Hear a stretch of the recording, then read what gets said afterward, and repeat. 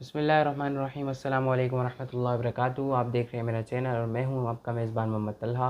जैसे कि ज़मीर मुत्तसिल की असबाग चल रहे हैं, आज जो ज़मीर है वो लफ्ज़ ना ज़मीर है और आठवीं ज़मीर है ये लफ्ज़ ना। जैसे कि पिछली सबक में मैं आपको बता चुका हूँ, अपने मुताल्लिक़ बताना होता है, यानी किसी चीज़ को अपने साथ जोड़ना होता है कि मेरे मतलब मेरा रब, मेरा मदरसा, मेरा नाम, मेरे वालिद। उसके लिए हम सिंपल क्या इस्तेमाल करेंगे, मैं बता चुका हूँ, या ज़मीर। जैसे इस्मी मेरा नाम, वालिदी मेरे मेरे वालिद।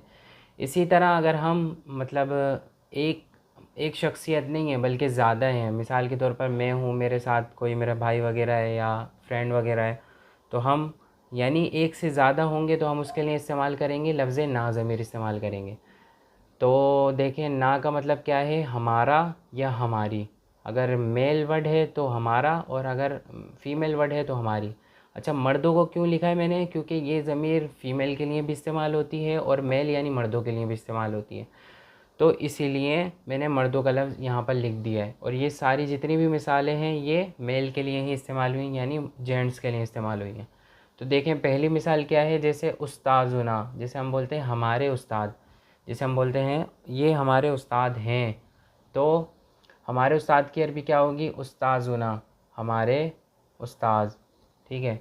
इसी तरह जैसे हम बोलते हैं हमारी क्लास, तो हमारी के लिए इस्तेमाल करेंगे सिर्फ सिंपल ना ज़मीर, और क्लास का जो वर्ड है उसको क्या बोलते हैं, लफ्ज़ फ़स्लुन बोलते हैं। तो इसके साथ हमने लगा दिया तो ये बन गया हमारी क्लास। इसी तरह तीसरी मिसाल है, तीसरी मिसाल क्या है, मदरसतुन। मदरसे की अरबी क्या है, मदरसतुन ही बोलते हैं, और उसके आखिर में जब हम इस्तेमाल करेंगे लफ्ज़ नाज़मीर तो बन जाएगा हमारा मदरसा। इसी तरह देखिए, चौथी मिसाल है वालिदुना। जैसे हम बोलते हैं हमारे वालिद, ये हमारे वालिद हैं, इंट्रोडक्शन करवा रहे होते हैं वालिद के बारे में कि ये हमारे वालिद हैं, तो हमारे वालिद की मिसाल वो जो अरबी होगी वो कैसे बनेगी, वालिद का लफ्ज़ शुरू में लाएंगे और ज़मीर जो है वो आखिर में ले आएंगे। अच्छा, एक अहम इम्पॉर्टेंट बात बताऊं कि जितनी भी ज़मीर मुत्तसिल हैं ये सब आखिर में, जैसे मैं बता चुका हूं कि वर्ड के साथ मिलकर आती हैं। मिलकर कैसे आएंगी कि ये जो ज़मायर होंगी ना, जितनी भी हूँ, हुआ, उनका, कुमा, कुम, ये आखिर में ही आएंगी, वर्ड के आखिर में। जैसे कि आप देख रहे हैं जितनी भी मतलब मिसालों में आई हैं ये सब आखिर में आई हैं। इसी तरह देखें, पांचवी मिसाल है लफ्ज़ साअतुन। साअतुन किसको बोलते हैं, घड़ी को बोलते हैं। इसके साथ हमने जोड़ दिया ना को, तो क्या बन गई, साअतुना, हमारी घड़ी। इसी तरह छठी मिसाल देख लें, इंदना, जैसे हम बोलते हैं हमारे पास। इंदना, इंदा किसको बोलते हैं, पास, और ना ज़मीर लगा दिया तो हमारे पास। इसी तरह सातवीं मिसाल है माना, जैसे हम बोलते हैं हमारे साथ, तो मा का मतलब है साथ, और इसके साथ हमने सिंपल लगा दिया ना ज़मीर तो हमारे साथ। इसी तरह आखिरी और आठवीं मिसाल है वो है, जैसे हम बोलते हैं उर्दू में हमारे दरमियान, तो दरमियान को हम बोलेंगे बैना, और उसके आखिर में लगा देंगे सिंपल ना ज़मीर, तो क्या हो जाएगा उसका मतलब, हमारे दरमियान।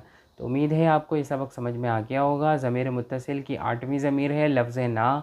जैसे हम अपने बारे में मतलब हम जैसे दो शख्सियत हों, दो शख्स हों, तो बताना हो कि ये हमारे वालिद हैं, ये हमारा मदरसा है, ये हमारी क्लास है, तो उसके लिए हम सिंपल क्या लगाएंगे, लफ्ज़ नाज़मीर लगाएंगे। तो उम्मीद है आपको ये वीडियो पसंद आई होगी। अगर आपको वीडियो पसंद आई हो, लाइक करें, शेयर करें, सब्सक्राइब करें, और इंशाअल्लाह नई वीडियो में मिलते हैं। तब तक के लिए अल्लाह हाफ़िज़।